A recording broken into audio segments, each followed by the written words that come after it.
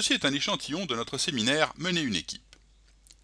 Si vous achetez un séminaire Winch, vous pourrez le suivre sur votre smartphone, votre tablette ou votre PC. Que vous soyez connecté ou non, ce qui est pratique pour les vacances et les transports. Et vous pourrez le revoir quand vous voudrez sans avoir à payer un abonnement.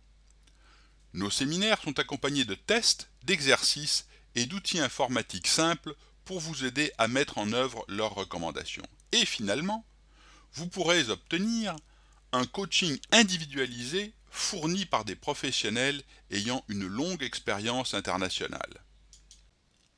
Processus d'équité. Qu'est-ce que les gens attendent en termes d'équité?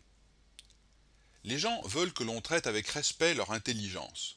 Ceci implique que d'une part l'on prenne leurs idées au sérieux et que d'autre part les raisons qui ont mené aux décisions qui les affectent leur soient expliquées.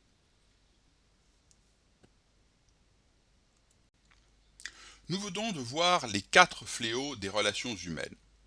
Clairement, toute personne qui désire être suivie, être un leader, doit s'efforcer d'éviter ces comportements. Nous présentons ici les comportements qui devraient être développés et mis en pratique par toute personne aspirant à être un leader. L'aide au développement personnel, Help to Grow, est le moyen de démontrer à quelqu'un que vous voulez son succès. L'attention, c'est démontrer que ce que fait cette personne a de l'importance pour vous. Ainsi, cette personne ressent que son travail est important pour vous. L'intérêt, c'est démontrer que la personne elle-même est importante pour vous, et pas simplement un numéro ou un actif dans l'entreprise. La reconnaissance est une collection de signes, de marques, qui vont du simple merci ou bienfait jusqu'à une lettre personnelle envoyée par le président, démontrant les appréciations du leader et de l'entreprise pour le travail bien fait. De perdant à vainqueur. Souvent l'on hérite d'une équipe. Dans un tel cas, vous n'aurez pas sélectionné les membres de cette équipe.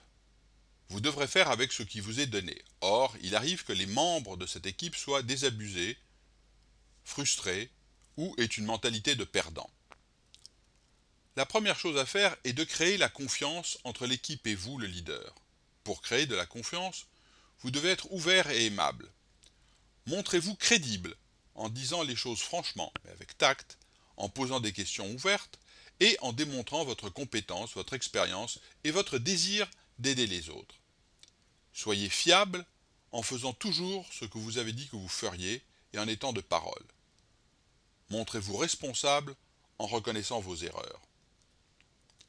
Une fois acquise la confiance des membres de votre équipe, mettez tout en œuvre pour qu'ils soient fiers d'appartenir à cette équipe. Dites-leur l'importance pour l'entreprise des objectifs que l'équipe doit atteindre.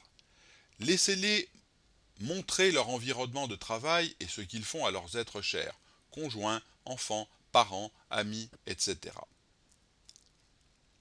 Faites que les membres de l'équipe obtiennent de petites victoires.